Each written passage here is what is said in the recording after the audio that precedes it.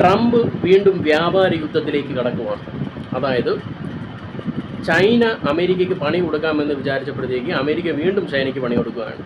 അതായത് അമേരിക്കയിൽ നിന്നും ഇറക്കുമതി ചെയ്യുന്ന പ്രോഡക്ട്സിന് മേളിൽ ചില നിയന്ത്രണങ്ങൾ കൊണ്ടുവരാൻ ചൈന തീരുമാനിച്ചപ്പോൾ അമേരിക്കയും തീരുമാനിച്ചു എന്ത് ചെയ്യാമെന്ന്, ചൈനയിൽ നിന്ന് ഇറക്കുമതി ചെയ്യുന്ന സാധനങ്ങൾക്ക് മേളിൽ 100% താരിഫ് ചുമത്താമെന്ന്. അതായത് ഇനി അമേരിക്കയിൽ നിന്ന് കയറ്റുമതി ചെയ്യുന്ന സോഫ്റ്റ്വെയറുകളും അങ്ങനെയുള്ള എല്ലാ ഉൽപ്പന്നങ്ങൾക്ക് മേളിലും അമേരിക്കൻ നിയന്ത്രണം കൊണ്ടുവരും.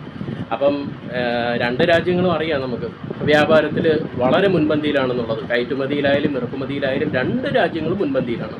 അപ്പോൾ രണ്ട് രാജ്യങ്ങളും മത്സരിക്കുമ്പോഴേക്ക് എന്തായാലും അത് വ്യാപാരത്തിൽ വലിയ രീതിയിലുള്ള ഇമ്പാക്റ്റ് ഉണ്ടാക്കാൻ സാധ്യത ഉണ്ടെന്നുള്ളതിന് യാതൊരു സംശയവുമില്ല.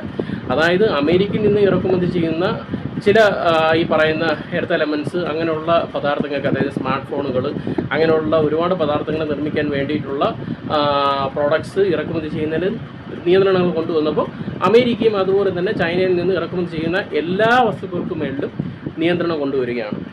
അപ്പം നിയന്ത്രണം കൊണ്ടുവരികയല്ല, 100% താരിഫ് ചുമത്താൻ പോവുകയാണ്. അപ്പം അങ്ങനെ വരുമ്പോഴത്തേക്ക് ഒരു വലിയൊരു വ്യാപാര യുദ്ധം തന്നെയാണ് നടക്കാൻ പോകുന്നു എന്നുള്ളതിന് യാതൊരു സംശയവുമില്ല.